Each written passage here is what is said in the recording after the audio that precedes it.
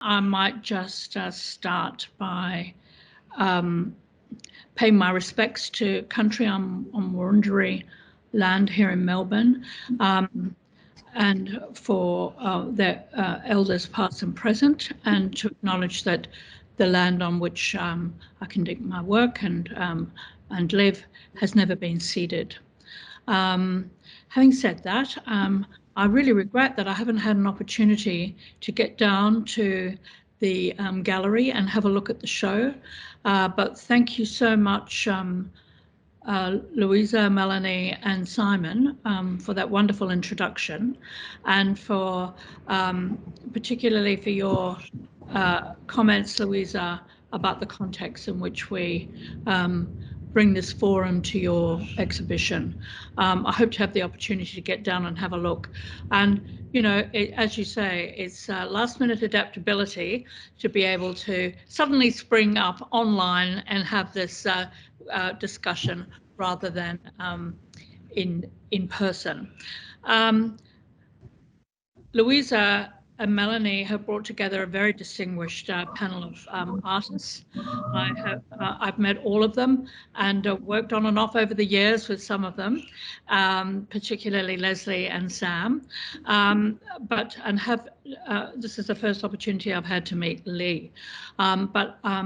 Just before we began this session, I thought it might be an idea if each of the artists just show some work very, very briefly, so we can kind of put the face or the person to the artwork.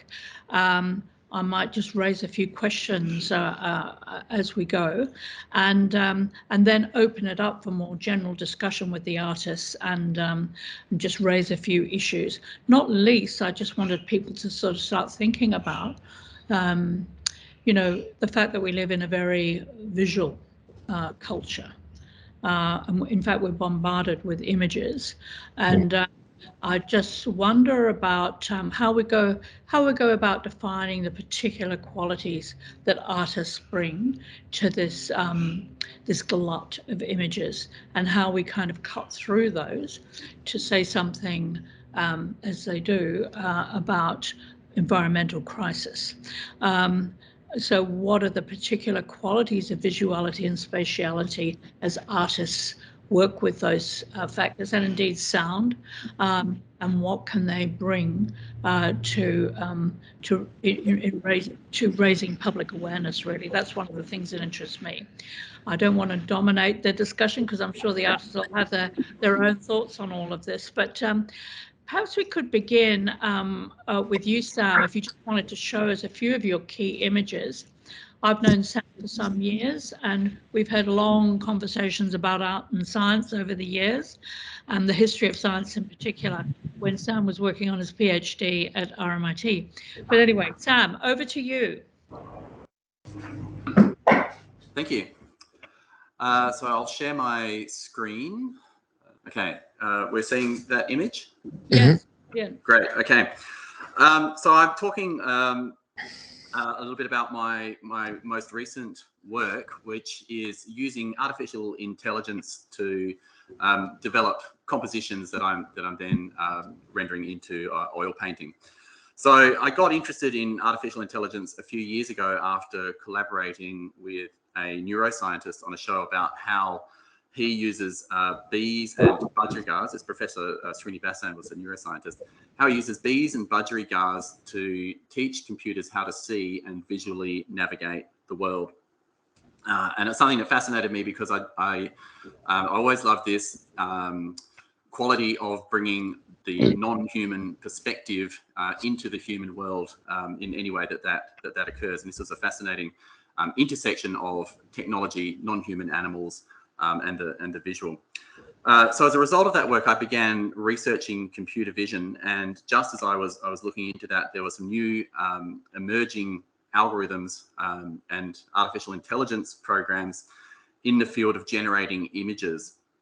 So I started a project to teach the computer to see the world using my own paintings as a framework, and then trying to get it to actually predict, based on my existing body of work and the progression of it, to predict what my next painting should be, and thereby saving me the cognitive labor of determining what artwork to make. And so my plan was then to essentially hand over to this non-human intelligence this major part of my workload. To begin with, that created a whole lot of work doing database management and learning code, which was interesting but also frustrating. And the works that it made required like a lot of reinterpretation, so it wasn't really producing images. And so this image that we're looking at is an example of a fairly one-to-one rendering of the kind of thing that the computer was producing. So there's elements there that I can see come from my own paintings, but other things that I think are fairly abstract. So moving on, I found I could steer the algorithm a little bit by prompting it to weight certain images, and began reinterpreting what the computer is doing a little more, coming to images a little bit like this one. So I knew that you know, I've painted very often monkeys and primates in my works, and so I can see images that the computer is hinting at that are those things. So I just took the extra step of adding those things back into it. But in this field of AI, it's been evolving incredibly quickly for the last 5 or 6 years, and there are some incredibly powerful models being developed. It's finding now new, for example, antibiotics being found, new mathematical theories being found by AI. I was reading an article just yesterday about a whole new branch of physics that looks like it's being opened up from an AI, just looking at how pendulums move in space and trying to deduce a set of variables, and it's coming up with a different set of variables than the classical physics that we've been using, pointing at a whole different framework for understanding the universe, which I think is incredible. But the issue with all of this, these developments, is of course that there's a huge dark side with AI, and that is it's multifaceted. The most powerful models of artificial intelligence are currently being run by just a very small handful of mega corporations, and the public will never have access to these most powerful models. And so there's this huge dark side, and it's impossible to use artificial intelligence, I think, in an artistic practice without taking that into consideration in some way. First of all, AI is now notorious, or already notorious, for its tendency to entrench prejudice and bias in our data sets. And the biggest data sets are coming from the billions of daily internet users, and whatever mistakes or embedded biases or preferences people are posting on the internet basically are being picked up and repeated. So that's why I made this series of works referring to the polar bear. It's this image of a couple of cats. It's using facial and object detection systems. It's so easy to mistrain them to falsely identify, and so these cats being picked up by the facial identification system and identified as a polar bear. And I've done a whole series of works mistraining these object detection systems, because it's relatively simple to do that. And it's like this black box of an AI system. If you kind of open it up, what's actually going on inside there is not often that complicated. The interesting stuff comes just from the scale of the deployment of it. So building on these polar bears, the images that the AI was producing to me, I don't know, sort of seemed to hint somewhat at the nature of what's going on with AI, which brings me to the second major concern that I have with artificial intelligence, which is the incredible amount of energy and resources it takes to run these programs. One of the most famous current model is called GPT-3. It's owned by Elon Musk, amongst others. And probably some of you will have come across recently the DALL-E image producing program, and that's an offshoot of this particular model.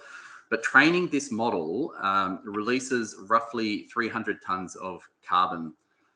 So this is each time they run it, and they run it more or less continuously, and that is about the same footprint as a rocket launch. So in addition to this growing scale of these models, they keep getting bigger and becoming more resource intensive.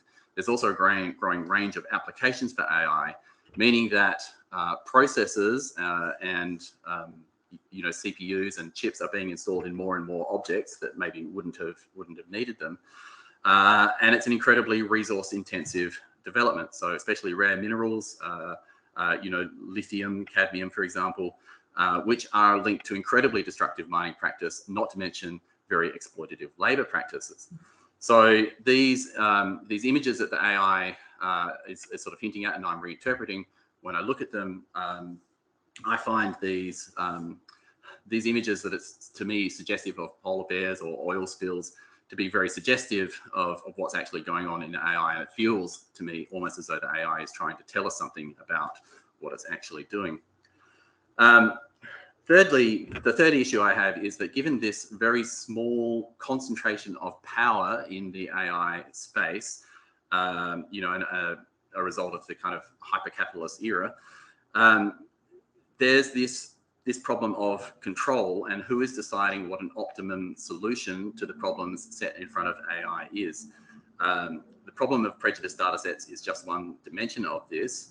The major issue really is that the programming teams that are developing these models don't necessarily reflect a very diverse outlook on the world. So this painting, for example, with the chrome bananas, it's like, what is how would you optimize a banana for like longevity or aesthetics? And this might be a potential answer, but of course it's absolutely useless in terms of the function of a banana. And furthermore, to that issue of this concentration of control is the consideration of the perspective of the non-human animals. And the discourse of artificial intelligence, I think, is often centered around the differences between human intelligence and machine intelligence. But we live in a world with this vast number of intelligences, some of them close to our own and some vastly different. We're already designing and reshaping this world with artificial intelligence. We're well down this road already. And I feel like, as Bruno Latour has said, we need this spokesperson for the non-human. And so I just want to have that non-human perspective brought into all of these developments in new ways of solving problems. The final thing I want to say about it is just that right now, just to keep going on the AI thing, which is my central part of my practice right now. But we're right now in an AI bubble.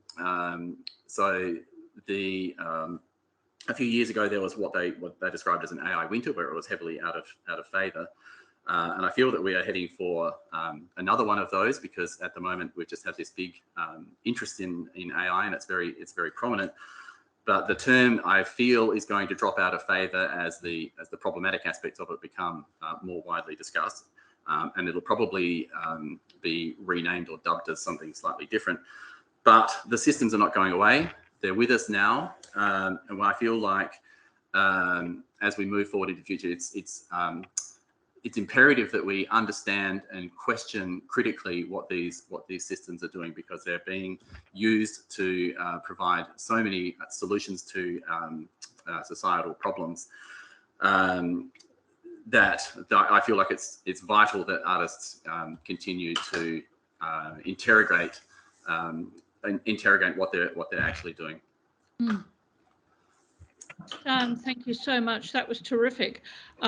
I'm just going to make a few very fast comments, and then before we move on to hear from Lee. But I don't know if you know, there's a new ARC Centre of Excellence. It's actually based at RMIT for automated decision making. And as soon as I saw the key themes that come out of that centre, the question of the non-human world and nature and environmental and ecosystem management and so on came to mind. And I think we can have another conversation about this, but how that discussion can make a contribution to the field of automated design and decision making is, I think, a crucial one. The second point I was thinking of is that when Donna Haraway, I think it was in 1991, published her Cyborg Manifesto, when people read it, first all those people who read Wired magazine and get excited about anything to do with IT assumed that she was just talking about human IT relations. But a third really important part of what she was saying was animality, the condition of animality, both our own status as human animals in relation to the non-human animals, and not just the ones like the apes she mentioned with which we're closely related, but as you pointed out, a whole range of different species. And I want to get onto the question at some point today about the difference between charismatic and non-charismatic species. You know, that wonderful images of the cat and the polar bear. They're really quite primary in the public imagination, but there are a lot of so-called marginal species out there that get ignored. And the other thing, I just read something recently about how charismatic species, you know, the fact that they're charismatic certainly doesn't ensure the longevity of the species, because so many highly charismatic species that feature in advertising and art and what have you, and as you and in your own work, are actually endangered. Cats aren't, but polar bears are. So, oh, and I just thought a quick, before I forget, remind you, we should have a conversation with Rebecca Najowski, who's worked a lot on machine learning and art. So remember to remind me of that. Oh, yeah, thank you. Yeah, we've got a very different kind of presentation coming up from Lee. And Lee, I'm less familiar with your work, and I'm really looking forward to hearing about it. And I believe you're going to show us the images, hold them up to the screen as you can tell us a little bit about them. That'd be wonderful. Thank you so much, Lee. All right, thank you. Okay. I think if the rest of us turn off our cameras, it might give you a bit more space. Thanks, Lee. We can see you very clearly now. Hear me? Okay, I can't see you, but that's okay. It's weird, isn't it, when you're speaking to a room full of people and you can't see any of them? Can't see any of them. I know, it's so strange. Anyway, I thought I would start by doing the acknowledgement of Gunai Kurnai country, the land on which we're meeting today, of the Gunai Kurnai people, and to pay respects fully for the elders past, present, and the young emerging artists in our community down here. So Nanini Wata Le Darroch Nya Nakamama Yori Yora Mari Mari Bunurong. I just said I'm Lee Darroch and I come from the Yori Yora Mari Mari and Bunurong tribes. And it's been my great pleasure to have lived for the last 33 or so years on Raymond Island in the Gippsland Lakes. So who am I? I'm a fairly well-known artist in the Aboriginal community, but not in the non-Aboriginal community. So I'm an Aboriginal artist, and I've also been an arts worker since 1994. I've been involved for quite some time now in the cultural reclamation and the rebirth of traditional Aboriginal practices in communities. So for 28 years, we've been doing work as a group, as the young ones calling us an arts collective, one of the first arts collectives.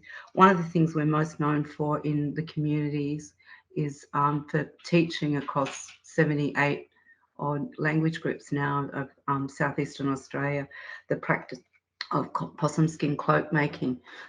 Sorry. And to that end, I bought a kangaroo cloak that I've made, which is my own personal cloak, to show you. And I'll just do that lo-fi.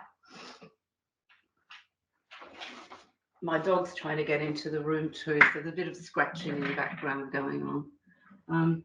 This is a full-size adult kangaroo cloak, and I would use it if I was doing a ceremony, like I was smoking or something, or smoking other cloaks, and also use it for ceremony. So on this side, can you see? Yes, it's beautiful. Yep. So on this side, you can see the patterns, and the patterns and stories belongs to a lot of southeastern Australia. It's the story of Bunjil, the eagle hawk, and Wah, the crow. And Wah is named after the crow because it goes wah, wah, wah. Anyway, that's the story. And some of these designs are old designs and some of them are contemporary ones that I've made up. On the other side is the furs. So these are red kangaroo, and it came from a cull, a legal cull up in New South Wales when there was far too many kangaroos and they were starving to death, and it came off a farm up there. So it really encouraged the artists that we work with to find out where their arts materials come from, and in this case it's the skins.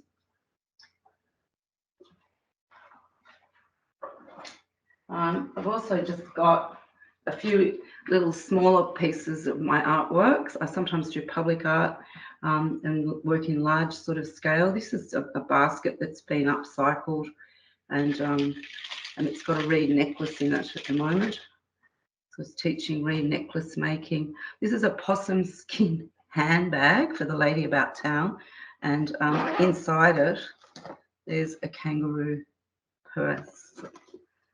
And so this work I can display on the wall, but I also really like to take it to a gallery opening and wear it.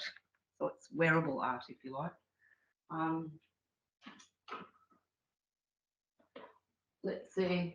I also work on big scale, as I said, and at the moment I'm working for a large Melbourne institution. I can't say where, but on a large piece of work, which is like a 15-metre space, which is going to be great fun to work in. Is that a painting, Lee, or the big piece you were talking about is a painting, or what is it? Well, it's going to be an installation work. It'll sit on the wall and on the floor as well, and it's a large scale. So back to my talk. So we've been also teaching the young ones basket weaving using the traditional stitch, which is a buttonhole stitch. So it's the thing that you see around old-fashioned buttons that holds the work together. We've been teaching young Aboriginal girls that stitch and how to make baskets and bags and earrings, and a whole renaissance occurred in that area. So to begin with, we teach using raffia and metal rings, and that we put that stitch all the way around and the girls make really beautiful earrings in a day. And the really great thing about that in a workshop is you can wear out your work, you finish it at the end of the day. Some skin cloak making we do on the invitation of elders going into communities, and for that we've worked with, as I said, like I think we're up to about 78, 79 different Aboriginal language groups where we've returned the tradition of cloak making to the community, because we've investigated and done research and found out which language groups had a tradition of cloak making. We've also gone overseas and found, of the 7 old cloaks, traditional historic cloaks in the world, 2 of them are in Australia in the Melbourne Museum, and the other 5 are scattered throughout Germany. Where's the other one? Germany, England, and just recently we found one in Holland. That's right. So the importance of cloaks to their communities can't be underestimated. It gives people back pride and self-esteem in making a cloak as a community. It's also sometimes the first time that communities got together without fighting or arguing over cultural issues. So the cultural issues is what pulls people together, and it's the cement in our communities. The cloaks were worn not just to keep you warm, they were worn, as I said, for ceremony. They were used as drums initially because they were very hard when they were sand that's a hard word, sand cured by being pegged out in the sand on a board of bark. And when you died, you were wrapped in your possum skin cloak. So cloaks are also an important burial item, and we've returned some of that practice. We now sometimes take a cloak along to a ceremony if the family asks us to for the funeral, and it's the cloak's placed on the coffin and then taken off when someone's buried, or sometimes people want to be buried just wrapped in their cloak, in their coffin. So today, where do we get the possum skins from? Because this practice has taken off like wildfire. We're actually needing to access hundreds of skins to continue.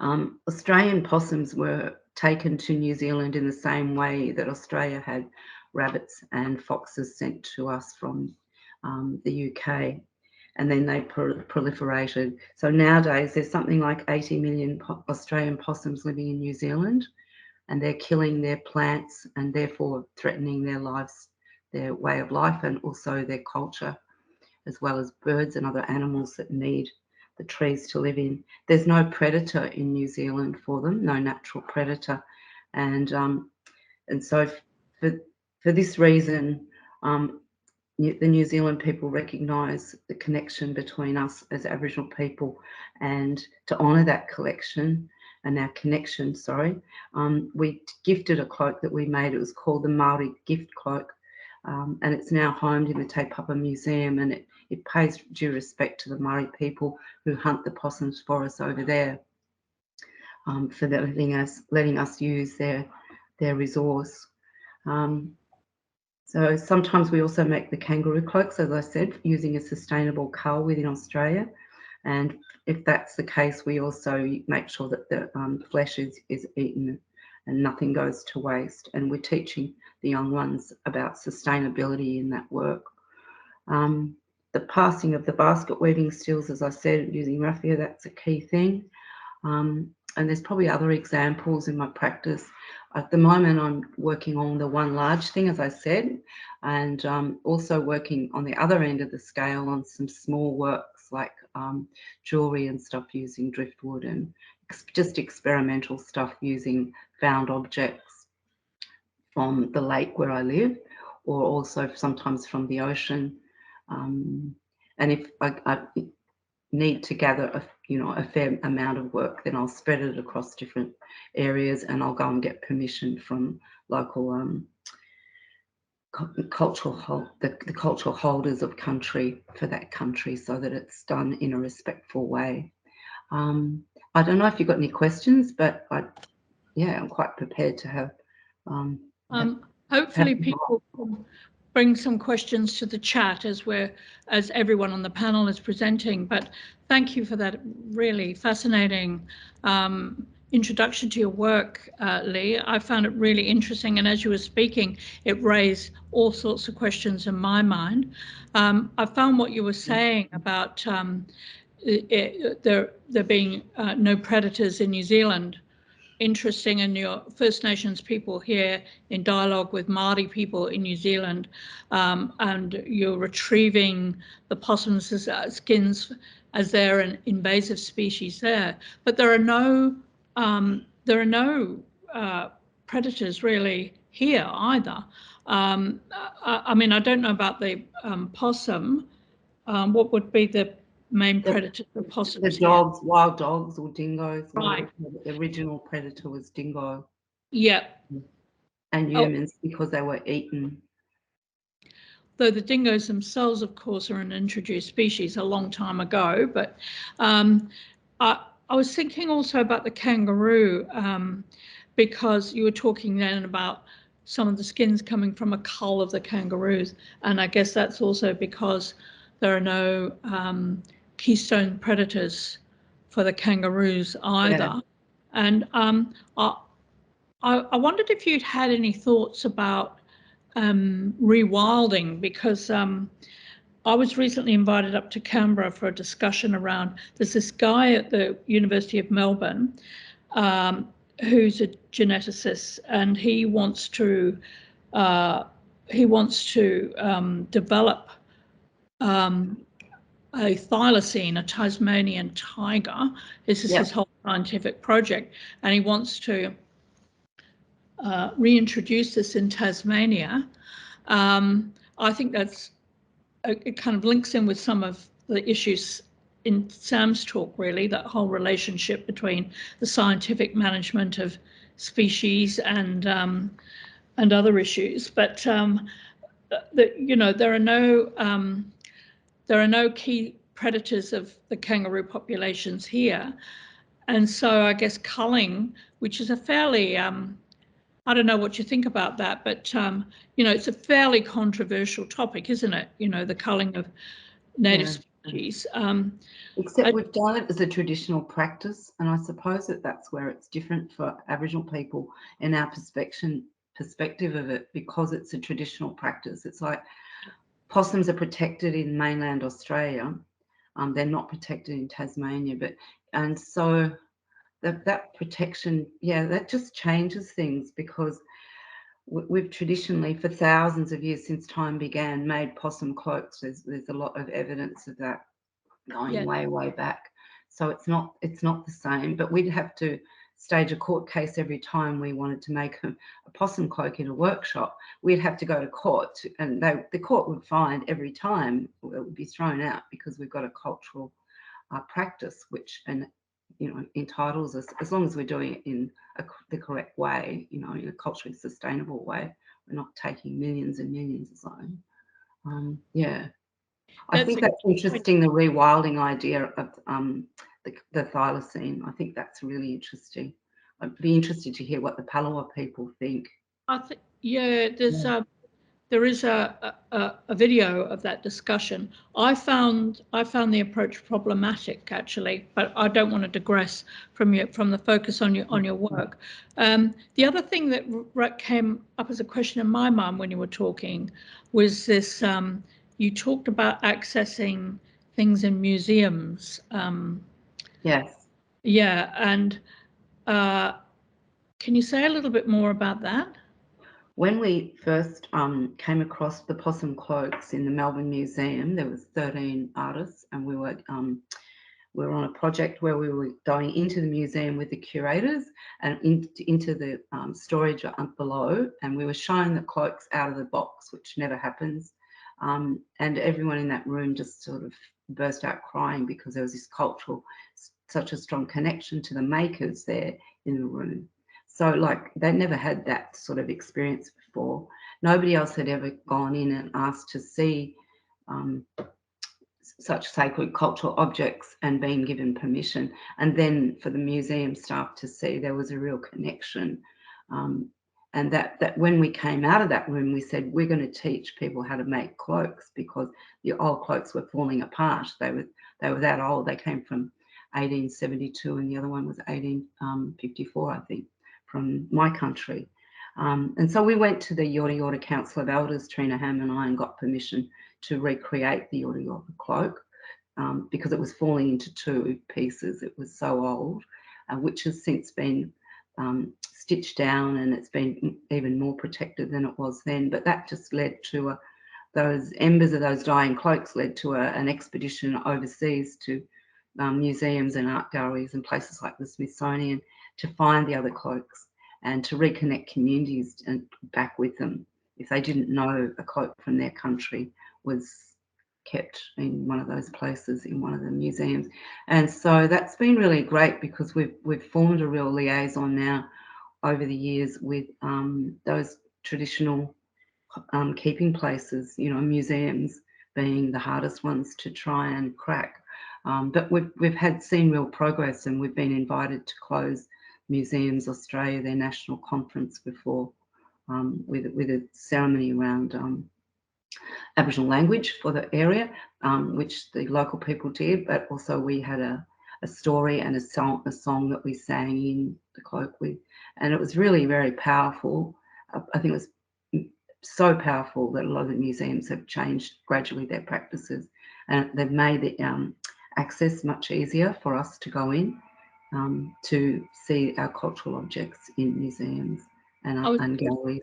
I was going to just ask you bluntly whether you think these objects should be in museums or not. I think they should be in the community if the community is able to be resourced and to have the sort of air temperature controls and things that are needed around old objects, if you don't want them just to disintegrate in a very short period of time. So we've provided the communities are resourced, and there's a keeping place and a keeper, or a series of keepers who take cultural responsibility for that cloak, which is what we do with every cloak we make. yeah, then I think that it's fine for cloaks to go back to the communities that they're from, because those communities are grieving for them to come back. It's the same with the Pallor women. They want their baskets back from the British Museum, and they've tried for decades to get them back. Instead, they've been able to access them, to find out what the stitch was, to recreate the stitch, to recreate the baskets. That was the best that could happen. So interesting. In the chat, as you've been talking, Lee, Irene Proebsting, I hope I'm pronouncing that correctly, and Dawn Stubbs have both pointed out that powerful owls are predators of possums. I must wish I had a few more around here because they've destroyed my fruit trees. True. I forgot about powerful owls. Yes. I do, yeah. All right. Well, look, thank you so much. I think we'll go on to just hear a little bit about Lesley's work and then just all come back together and talk more generally. Lesley, thank you. Thank you again, Lee. Lesley, can you turn your camera on and can we have a look at some of your images? Thanks, Lesley. Nice to see you. Okay, and you, Linda. Thanks, Lee. Welcome. Okay, thank you. I'll just apologise in case I cough. I'm recovering from COVID, and I've got a lung condition, and it seems to have kind of lodged itself in my lungs at the moment. Sorry, I'm just so sorry. Oh, it's gone again. The image is gone. Okay. Shouldn't have. All right, I've got it back. That's okay. All right, and as Louisa mentioned in her introduction to me, I've done a lot of walking in very remote areas of the world.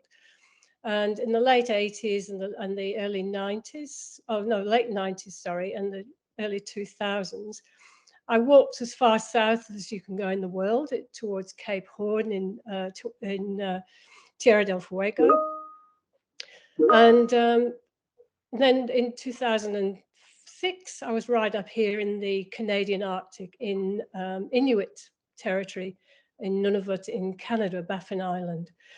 And although I've been interested in the atmosphere, I realized, kind of thinking through this project, that I've also been interested in the fragility of the land in Chile, and also the fragility of, how fragile we all are actually in the world. So when I was walking in Tierra del Fuego, my partner and I, Michael, we did a 5-day walk there. 2 days of which we were stuck in the tent in a snowstorm, and suddenly realized that we may not actually get out. It was a really kind of quite a tricky situation. Right up here in the Arctic, same thing really. We stayed in Inuit communities until the conditions were right to be able to start our walk. And there was a real sense that they were really living on the edge, these very tiny little communities of people fishing and hunting, and yet the sea ice was disappearing, and all the things that were necessary for their future were kind of literally melting away in front of their eyes. This was on the walk, part of the walk that we did. Crazily did a 13-day walk across a peninsula right up in the top of Baffin Island. Up one river valley, up this river valley, and then down another. It wasn't a difficult walk, but it was a long one. And what I did when I came back, I just selected, I'll just show you 3 images. These, I automatically took out the cool colors. It was this idea that the planet was warming. I was interested in the greenhouse gases at the time, and very faintly in the top, in the sky area, I've given the chemical formulas for the greenhouse gases that are, that are leading to the melting of the ice caps. So in these images, although there was a little bit of color, it wasn't exactly a colorful walk, but I did take out the cool colors and left just the warmer ones. You might want to just scroll through these, Louisa. Thank you. So this was the country we were walking through, and it is very fragile, very, it looks quite tough, but the vegetation, everything's very kind of fragile. This period, I really was looking at the very remote ends of the Earth. And then if you go on to the next one, I think there's just an image that Lynn, oh yeah, sorry. And this is going back to the, I looked up the Inuit words for snow and found that there were 24 words that they used in this part of Canada. And this was just a piece where I did a simulation of ice blocks in which I'd engraved these 24 words for snow, which were slowly melting, slowly disappearing. Do you want to keep scrolling through?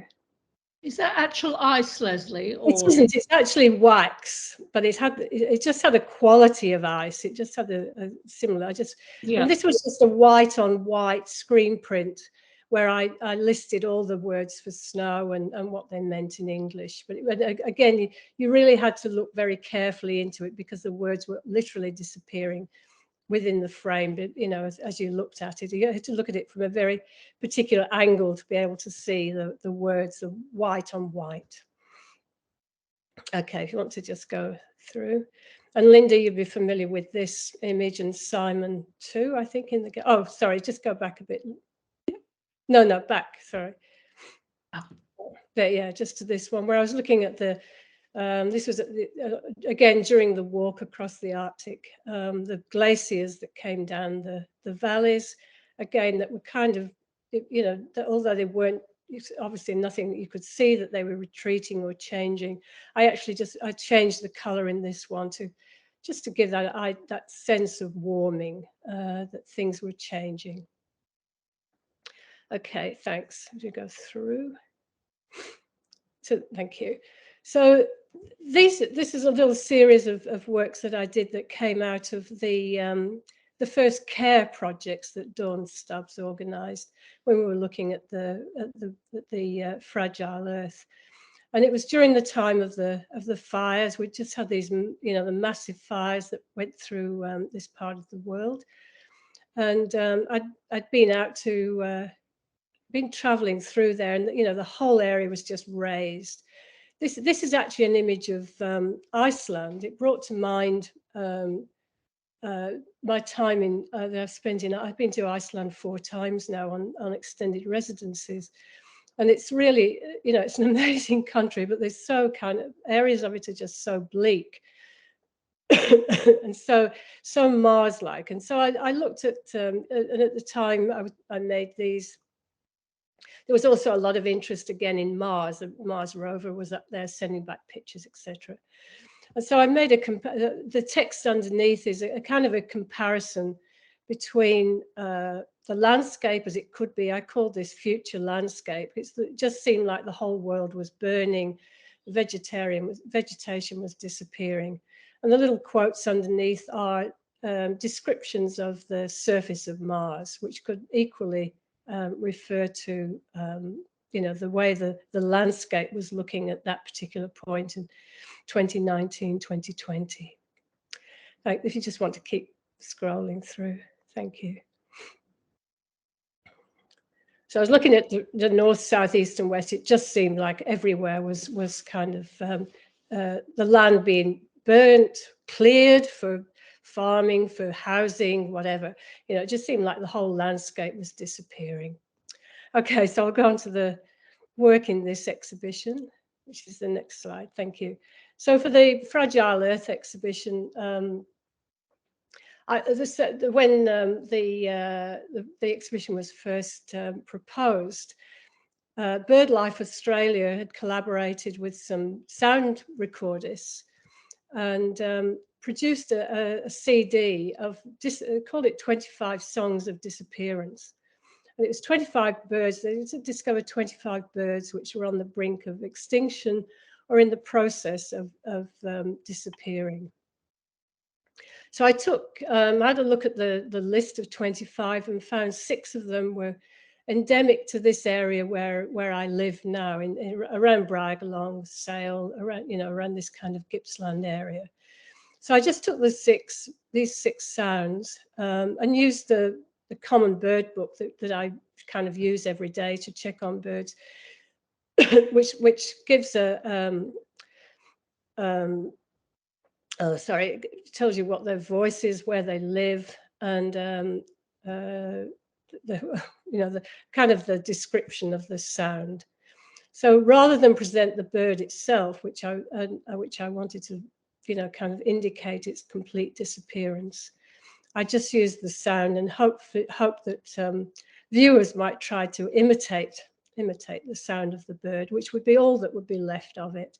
So I took the photographs of the burnt forest when I was driving back from an exhibition in Albury last year, 2021, and drove through this area that had been completely burnt out.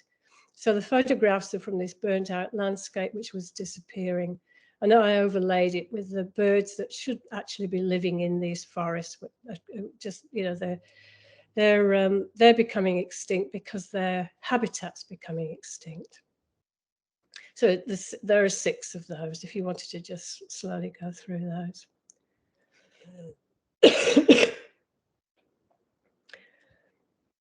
And so what I realized was that from the furthest ends of the earth, I was really kind of focusing much more on my local community, which had been exacerbated because of COVID and not being able to go anywhere. So these actually came from, the images came from the landscape just outside of Bryagalong, outside of this area. Because of that, that's where the fires were, although we actually live in a very much a fire-prone area here anyway. But so luckily we missed out on the fires in this particular time. But being locked down last year, I started to look really within the town itself, within Bryagalong, and realised we had some, I had realised a long time ago, we got some very old trees dotted around the town of these massive, absolutely massive forest red gums. They're on street corners, in people's backyards, at intersections. And so I made it a project when I couldn't go anywhere in early this year, to document all the trees in Bryagalong, in the town and just on the outskirts of the town. It's a way of kind of memorializing them in a way, because they'd survived colonization, they'd survived farming, they survived building, they've survived bushfires. They're real survivors, but how long could they keep surviving? What's going to happen in the next 10, 20 years of climate change? Would they still survive? So what I wanted to do was to make a record of all the trees. So I produced an artist book in which I included all the trees with a little bit of history of them, how they survived to this point. And actually found out that we've got a red gum forest just outside the town, which is protected. And the area that these trees stand on was declared endangered and protected only in 2009 through Peter Garrett, when he was an MP for the Labour Party. And so these are in an exhibition currently at the Manningham Gallery. It's coincidental that it's on at the same time as the Fragile Earth exhibition. It actually finishes today. But I managed to do these very large scale, these are 3 meter high digital images of just 4 of the trees. And again, as a way of kind of memorializing them, but to try and give some idea of their massive scale.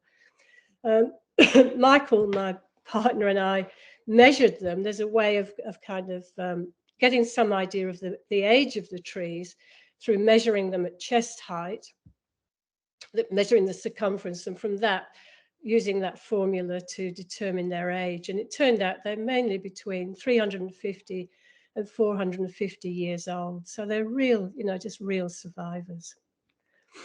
I think there's just one more there, Louisa, just to show the. Anyway, it doesn't matter. If you could, will it move on another Come one? up. Okay. Oh yeah, there we Can go. you see that? Yeah, the 4 of them together. So it's interesting, over the last, I don't know, 20 years or so, how my focus has come from, from the far reaches of the world right down to my very local area. and this realization of the fragility of the earth, no matter where we are.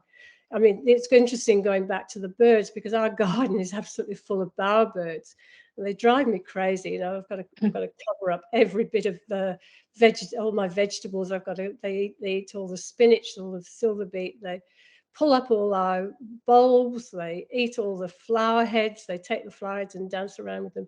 Drive me absolutely crazy. But I have to kind of love them because of their, you know, their kind of possibility for disappearing. And it's interesting that they seem to be so much in abundance, as so much of our earth, you know, is in particular areas, in pockets of our world, there seems to be so much abundance, but in the end, it's also fragile and so kind of teetering on the edge.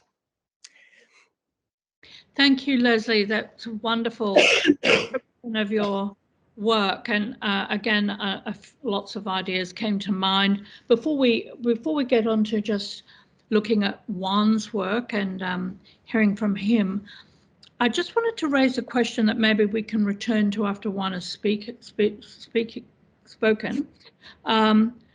This notion of fragility, the name of the exhibition is The Fragile Earth. And I think most of us here today would agree that the Earth is in a very fragile state, and your work expresses that beautifully. And there are two sides to this. One is a sort of, in terms of art practice, that I wanted to raise. One is the communication of that fragility, which you're, one way or another, I think all the artists on this panel, and indeed those we'll look at later, are communicating in one way or another through their practice. And then there's a kind of the implied public. There's the you know, the old Marxist question, who does this art serve? I think it serves human and non-human worlds, but in terms of human responses, one of the questions that's often occurred to me when I've curated exhibitions around ecological and environmental themes is it's all very well for people to write in the gallery handbook, I was blown away by this exhibition, this is amazing, you know, this made me think this or feel that, and that's wonderful. But then there's a gap between that and first knowing what the actual long-term effect is going to be and whether that makes a difference. But that's just something I wanted the whole panel to maybe think about when we come back together. But as you were speaking about the bird species disappearing, I was also reminded of Emma Lindsay's work, an artist in Brisbane, and Lee might be interested in this. She went round all the natural history museums in the world in the major cities and looked at collections of dead specimens, obviously, of now extinct Australian bird species, and there were photographs and images of the birds and so on. And this extinction rate, as we know, is accelerating at an enormous pace. But I found the contrast in your work between the kind of incredible longevity of those trees, the fragility of the ice and so on, really very compelling. So I just wondered if you had any immediate comments or whether we'll move on to Juan and then open it up for discussion. Well, just to reiterate, really, how, you know, the trees do look very strong. They look so, you know, they have such presences, and it is that we don't actually, maybe we just don't notice. And again, it's like the birds are disappearing. I've noticed there are species here that I don't see anymore, and yep. They seem like there's, you know, everything seems like there is so much abundance.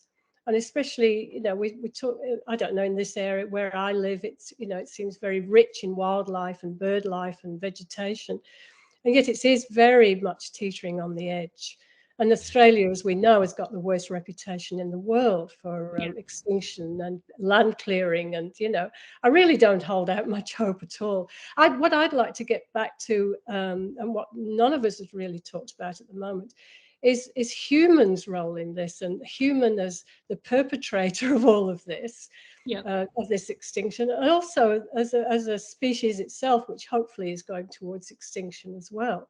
You know, that we are also on the brink of extinction. We're all so fragile, and yet we're the perpetrators of all this. Yes, that was kind of, I was implicit in that second question, the response, and you know, we're the responsible for it. Just before I go on, there is a question, before I forget, Lee, we can come back to you. Alison Yane has asked, should the significant objects you discuss require a mandatory return to traditional owners? So I just wanted to make sure I captured that. But you know, the whole question of nature in the museum is a kind of complex one. And Rachel Steinman has commented that Tim Lowe has written about winners and losers in the human changed environment. Numbers are big when they are winners, but they need other species and will go too without resources. And I was thinking there of the loss of insect life in particular, which of course impacts on bird life and so on. And you know, Rachel Carson's Silent Spring, which came out so many decades ago, was incredibly prescient about the demise of insects. It's a real crisis in many parts of America and Europe, and probably, I know less about it here, but we're probably on the edge of that here too. But anyway, I thought we'd go on to Juan, and then open the panel up for further discussion. So Juan, hello. I believe you can't turn on your camera, is that right?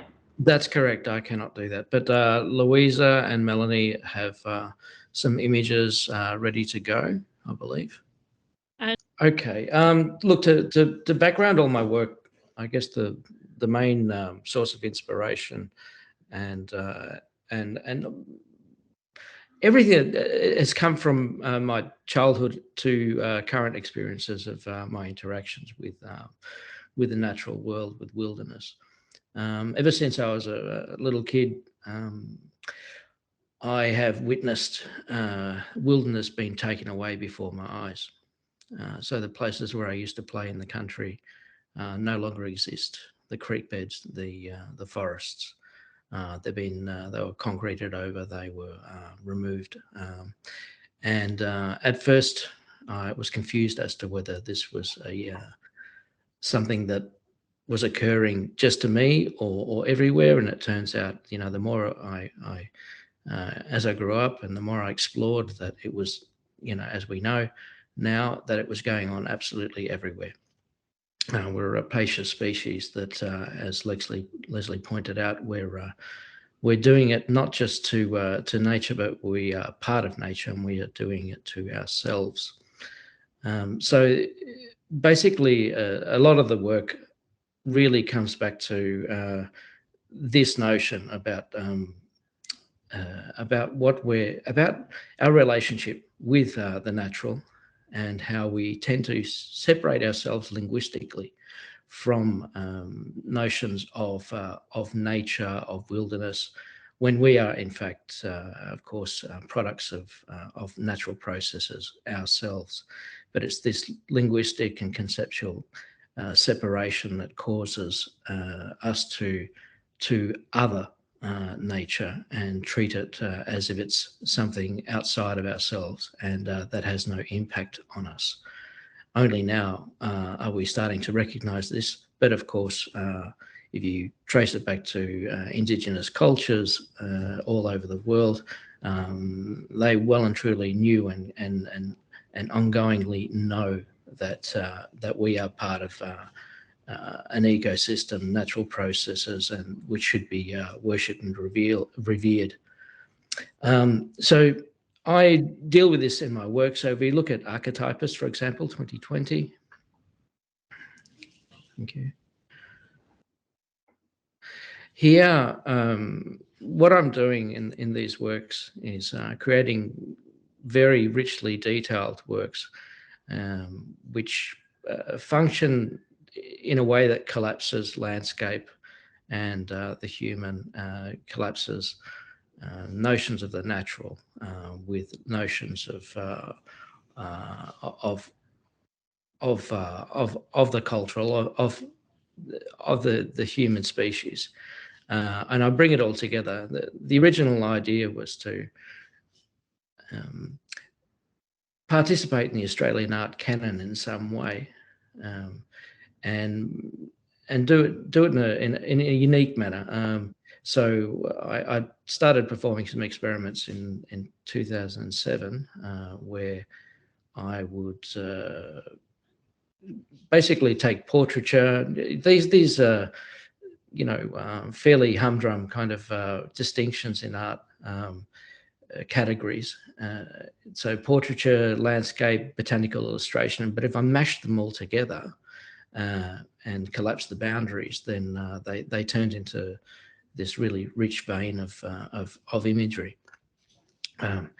So in many ways, these are descendants of, was talked about that Melanie mentioned surrealism.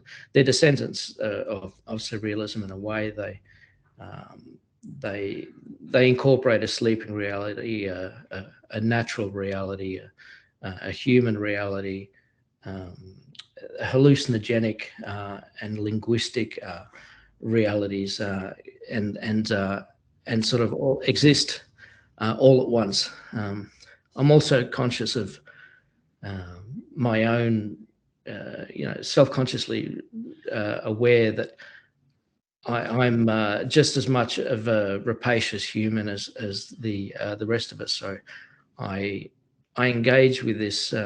I try and cope with this by locking myself in the studio and doing as much work as I can, and creating works like this that often take months to create full time. So I thus try and basically consume less through my practice, and I think this is a really important thing. If we're to espouse notions of environmentalism, of conserving nature, of doing less damage, then we must make the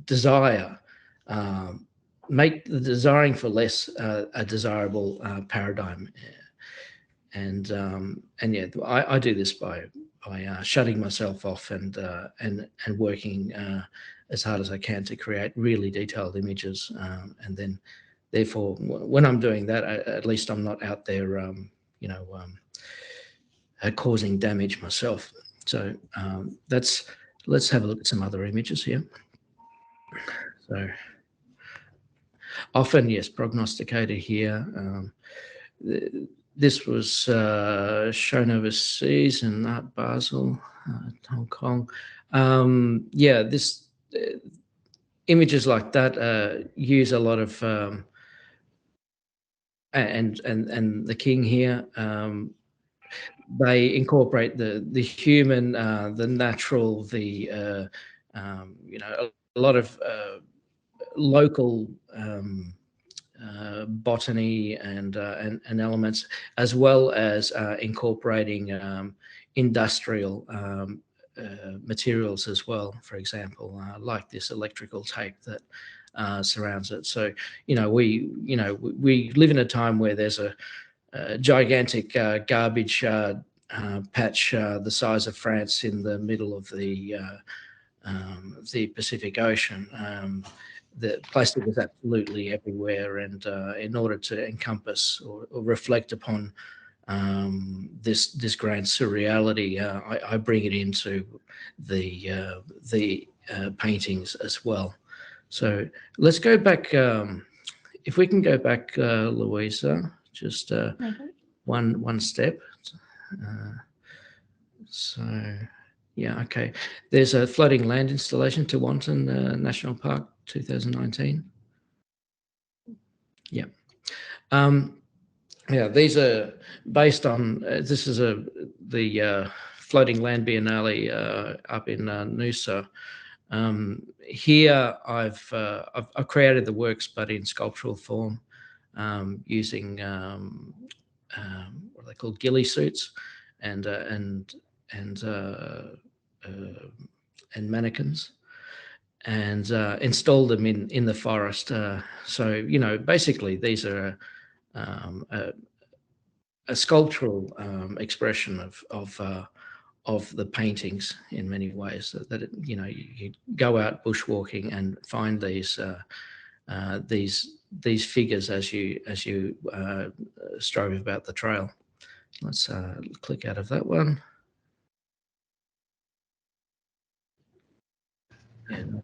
Yeah, there you go. Yeah, so we can get a little sense of them here. Scanning down.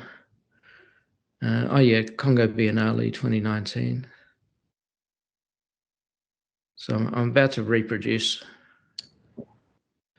Yeah, about to reproduce some of these works here. These were as I said, mentioned in the Congo Biennale. They actually ended up staying in the Congo because I couldn't get them back. But they, you can see here that they're made of fabric, and then I've distressed one of the images and sort of collapsed the industrial and the natural together to create these drapes like this. These are, here we have an image from behind that's from, I think that was up in northern Queensland, way up in the Daintree. And then on top of that, I've superimposed the burning of the Amazon that was occurring in 2019. Quite tragic. So I'm always trying to bring in an element of bittersweetness when we think about these ideas. Let's go back. Yes. Can I ask you a question about this image? You see that bit you could go back to it, please. That bit that's hanging down from the image of the burning Amazon, is that like paper or fabric that's left superimposed but hanging down, or what's actually going on materially? What it is, they're printed on cotton drill, so like canvas, so the canvas prints, and then I take the offending image and I've attacked it with sulfuric acid, and and created this disarray within the image that contrasts with the clean image behind it. So yeah, it's quite involved and deliberate process there. Can we go back? But I just wanted to say before you go on, can you go back to it, please? I mean, what you prioritize there is the regenerative image. So you're putting up the destructive image, and you're prioritizing regeneration. So it looks to me like quite an optimistic image, insofar as it's not the burning that's overtaking the green, it's the green that's overtaking the burning. Yes. Okay, good, thanks. Sorry. Yeah, I mean, I think that these things, I think the notion that we can kill nature is wrong. It will survive.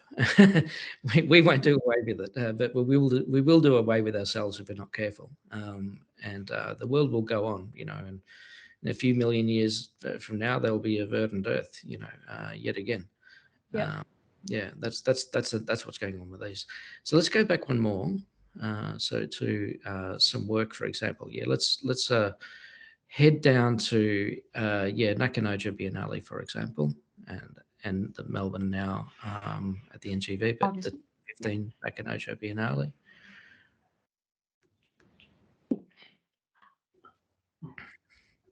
So this was held in Japan. I was invited to create an installation here, like the one I'd made for Melbourne now. So maybe go to one of the ones that's really filled up. So go forward a bit and more. So you can see the development of them here. Oh, yes. So what happened here is that as visitors came to this. Well, okay. First of all, it was held in an elementary school in Nakanojo in Japan. Sort of that's northwest of Tokyo in the mountains. It's a place where demography has played a cruel role, and there's no children left. So there's empty schools everywhere. I think the median age is about 75 or thereabouts. So we used one of the schools for the Biennale as the main venue. I was given a classroom, obviously an empty classroom, which is emptied of its original function. And when people visited, they were each given a sheet of bird stickers like this that they could then populate on the walls, the floor, anywhere, the windows, within the space. And what happens here is, if you can imagine, they start out as quite free. You know, you get these lovely people make these lovely patterns out of the birds, and each of them starts to colonize its own space. And as they progress, the space becomes denser and more chaotic and blacker and blacker and blacker until, for example, in the if you can imagine the Melbourne Now installation, it was completely black with birds by the end of it. And, you know, in many ways, I'm talking about I'll talk about that image in a second. Yeah, you can see, they start quite harmonious with these patterns on the ground. And then as soon as they start crossing wings, so to speak, then you get all sorts of chaos breaking out. Really curious as a notion of personal space or encroachment. And when there's just too many, then negative things occur. And I wanted to talk about the incredible overpopulation and create an analogy to it within the natural and within this installation. So if we go back to that image of the three people at the there they are, yeah. So these three women, and then there was a couple of others. They were visiting dignitaries from the local council, and I was seeding the installation myself. I'd spent time just putting up some birds, and they came in very with some translators, very po-faced, and wanted to. Find out what everybody was doing within this old school, and they were looking at everything in a sort of a distant and detached manner, and it was very, very, very professional, the way they were going about it. Anyway, when I said to them through a translator, "Look, here's some sticker sheets. Would you like to put some birds up?" They immediately thought, they were confused and thought, "What? We participate in the outbreak?" Yes, please participate. And then they suddenly they lit up with smiles, and they couldn't believe that they were able to do this, and almost reverted back to this childlike glee, and as they were putting up birds, and that was a really lovely moment to see. But of course, the moods changed as more and more birds went on, and the space became incredibly crowded. So if we go back, Louisa, to the main page, back one more, you can see the Melbourne Now NGV. So this is the original, the original one where. In the end, it was this 20-meter curved wall like this, based on and the background image was a great big, 20 meters of sky that was printed off a salt lake out near Mildura, actually. It started out like this, as you can see, and over time it populated to yeah, to this point, and then became this nightmarish black mass.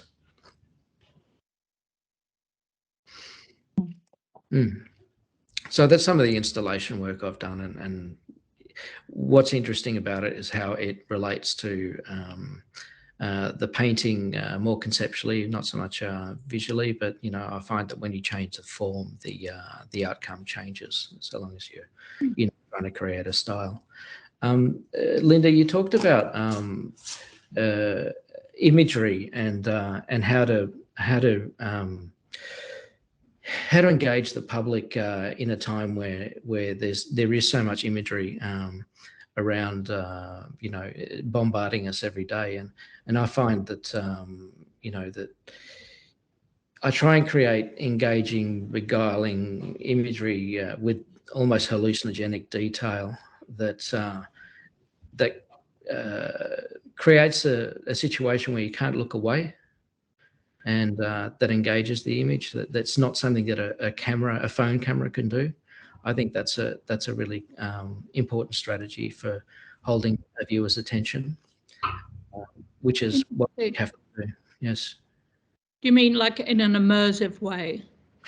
Yeah, just in a way that the human eye can't tear itself away. It gets hooked in. There are a lot of different kinds of human eyes, though. Yeah, maybe something we'll come back to later. But as you were talking, I was thinking about that town in Japan where there are no children. Have you read that book by P.D. James called The Children of Men?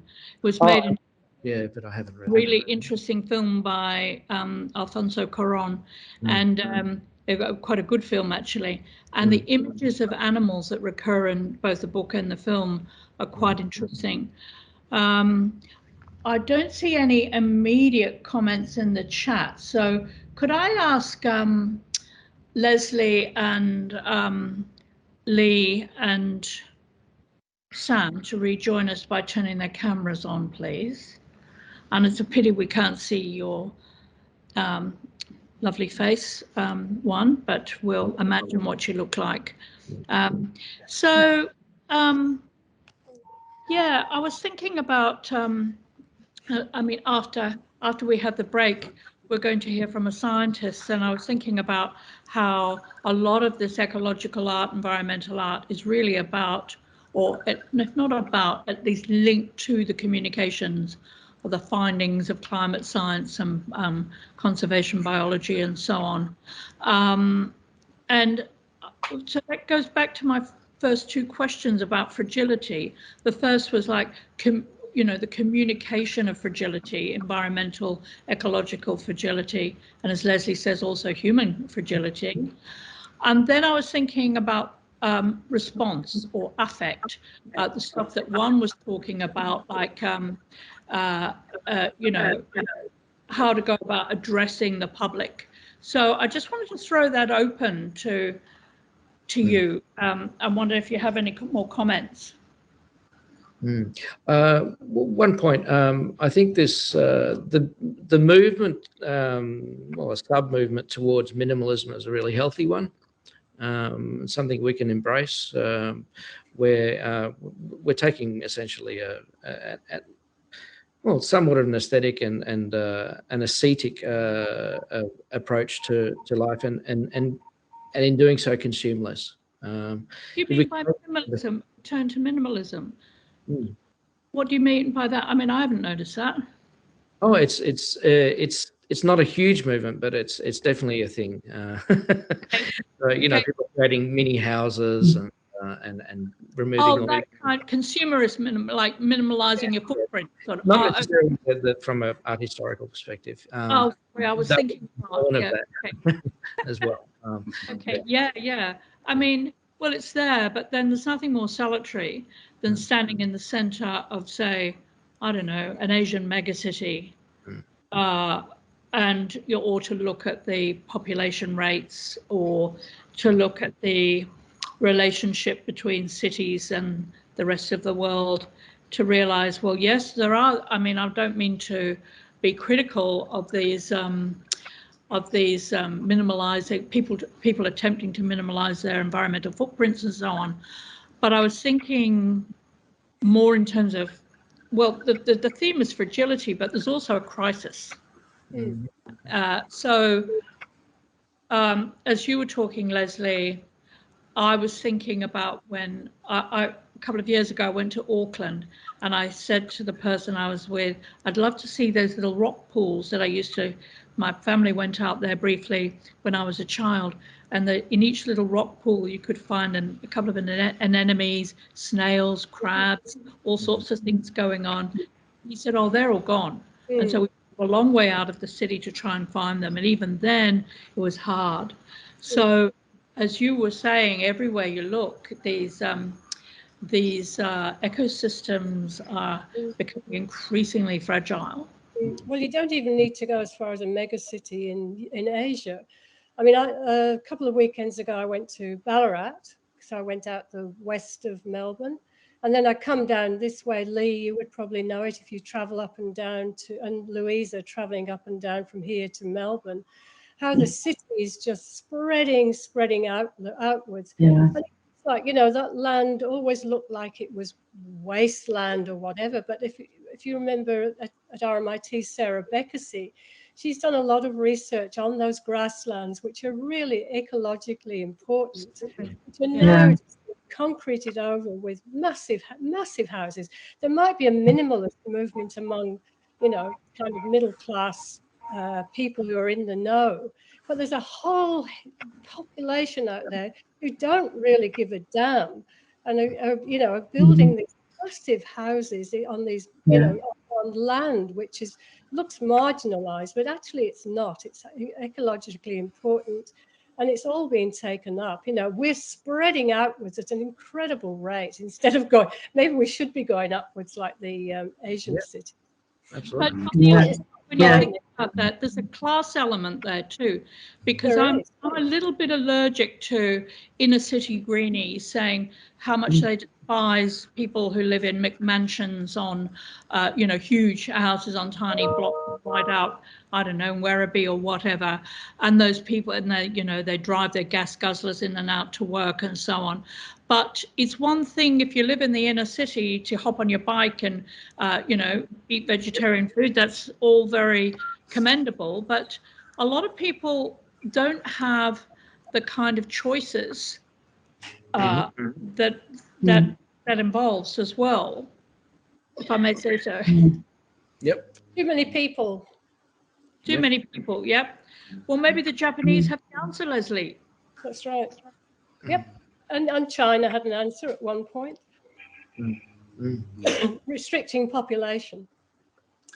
I think that's true. In terms of what you're saying, Linda, it does seem that there are these large structural impediments to people making responsible individual decisions, and it's very difficult for people to make these more ecologically minded decisions in the face of a whole system that's been built up over decades and decades deliberately to thwart that.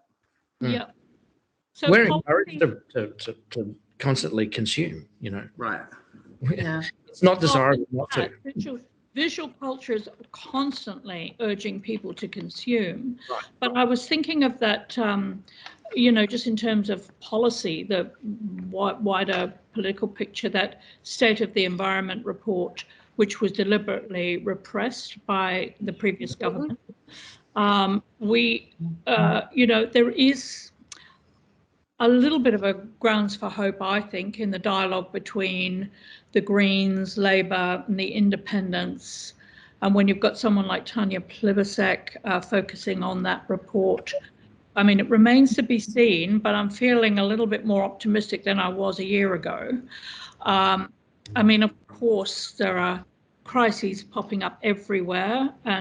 But you know, I mean, I guess art is not really about, it's not really directed to changing policy per se, but more about hearts and minds, isn't it? I mean, what's the implied public for all of your work? I mean, do you think about the public and making a difference, or you just go ahead and make your art because it's important to you?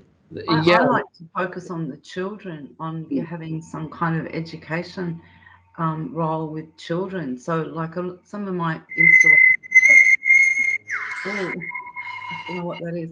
Some of the installation works I've got things like for 20 years I collected shark eggs. So I've done a shark egg collection, forming part of a spiral of life, and then getting into discussion with kids groups, with school groups, coming to some of those shows. So I think that that's something I see that we can do. And as an Aboriginal person, there's also that thing about, we're trying to pass on knowledge to the next generation. We're thinking about not just the next generation, but our children's children now, and I think that there's some hope there. I'm seeing hope there anyway. I'm seeing that this group of kids in the non-Aboriginal community, there's a lot of kids who are really committed to change as well. I think it's just that people haven't had the chance to do this. We've been shut down so much by our political system being so black and white, and Parliament just sounding like a debacle when you bother to listen to it. I think it's now we've got a hope. I feel there's a bit of hope. There's also the young ones down where I live on Raymond Island. They're coming together with our land care group, just a small thing, but they've been eradicating bracken. They've made a yarning circle and now a second yarning circle. They're having afternoon tea with a land care group of little old ladies who are cooking for them, and the boys are loving it, smart thinking. Whoever thought of that idea. And that gives me hope. I think they're talking about fire management down here now. I met the mobs that were doing that in New South Wales in terms of fire management, and it's quite advanced, some of it. The knowledge has been passed down in some families of how to manage fire by managing some of the bush better. Anyway, I think there's quite a lot happening. Doesn't tend to get publicised though, the good stories. So. Yeah. No, but that idea of speaking to the young people is very heartening, and I noticed Simon Cottrell in the chat has said this is so crucial, Lee, reinvigorating understanding for our place with natural systems and reverence for the natural cycles. And I was also thinking about the schools for climate and Extinction Rebellion. I mean, there's a pretty massive resurgence of young people around the world. I mean, whatever you think about those movements, I personally am heartened by that. I'm not saying it's not without, there is, I know that a lot of people are very critical of it and so on, but I find that heartening anyway. I don't know what the rest of you think. Sam, Juan, Lesley? I'm just thinking, going back to your first question, Linda, about why we make art in this way. I mean, I don't think any of us make work without believing there's an audience for it. Otherwise, we're really not making art, So you make it with the view that it's going to be seen. So therefore, I think the galleries have a really big role to play in education. We can make the work, and we make it for particular reasons, and if it gets shown, but then I think you almost hand over some part of that to the gallery, and the gallery then has that role of education, and they've got the opportunity to do that much better than we can as individual artists, I think. That's a great point, and I think the Gippsland Art Gallery, presented this forum is a great example of that. I'm going to talk a little bit about that when we come to Aegis later on, but I'm just wondering, since we're coming to the close of the session, Sam and Juan, did you have anything you wanted to add? Short of bringing more attention to the areas where there's ecological collapse and destruction going on here in Victoria and all over the country. We've got land clearing happening at a disastrous rate, thanks to the support of the CFMEU, and that's the forestry part of it. A staggering amount of logs are taken out in secret out of the public eye every single day. and they don't want it to be known, and I think I'd like to shine a light on that, because this is bigger than me. This is bigger than my art. I'm just a little voice here. I'm using this to get the message out, and while I'm not, I'm something of an activist. I'm also an artist. I play a small role, but whatever I can do to raise an issue like this is a little step in the right direction, perhaps. Sam? Yeah, I think like a couple of points. First, in relation to the school strike for climate side of things, I went to some of those marches with my daughters, and it was an amazing feeling and experience, and it's about the most optimistic I've felt in quite some time going to those. It didn't last very long, the optimism, but it was nice while I had it. And in relation to the work of artists, I mean, there's an element probably of maybe concern about preaching to the converted in some ways with the exhibitions. But on the other, I think more importantly is that artists are, of course, creating visual culture, and visual culture is a major part of culture in total. So to the extent that artists are shaping visual culture with these themes and issues, and these very important methods of exposing what's happening, that's reflected back in broader culture, and all of it is important. And of course, you and I, Linda, have talked a lot about the aesthetics of different historical periods, and how that they both reflect and influence what's going on in those periods, and that's an ongoing story. So really, the artistic production, I think, is absolutely vital in shaping culture. Yeah, I've got a couple of final points to make, but I just wanted to say, I want to come to your final thoughts on how, or whether there's any potential for artists to get in closer dialogue with scientists, because we've got a scientist speaking next. And there are going to be a lot of other angles over the next couple of days that we're looking at. But I also wanted to just draw attention to how rapid cultural change can be. I mean, maybe it's not rapid enough, but one of the things I mentioned at this forum in Canberra around the resurrection of the thylacine, of which I ended up being quite critical, really. It sounds nice, but there are all sorts of issues, was, a colleague, I forget who it was now, reminded me of his grandmother's house in the country, where she had an elephant's foot that was hollowed out for an umbrella stand. And, that was a point of pride in the foyer to this this country house. And within, and she still had that, and people would still admire that maybe 25 years ago. I hope she must have had strange friends, but anyway, 25 years ago. Now you would hide that away. Now you would be ashamed to own that. And so, change does happen, and it can happen quite quickly, to put an optimistic slant on it. But, whether it'll happen quickly enough is the key question, I suppose. So just going back finally to that question of dialogue with science, because in many ways we're all influenced by, we can see the effects of climate change around us. We can see the attrition of biodiversity, but we're also persuaded, I think, well, I certainly am, of the consensus on climate change, the scientific consensus, the various reports that have come out. And so we're responding to the findings of science. And I'm just wondering if you see any potential for closer interdisciplinary dialogues between the arts and sciences. Yes, absolutely. And I mean, to end on. Yeah, well, for example, there's the new science gallery that's opening in Melbourne.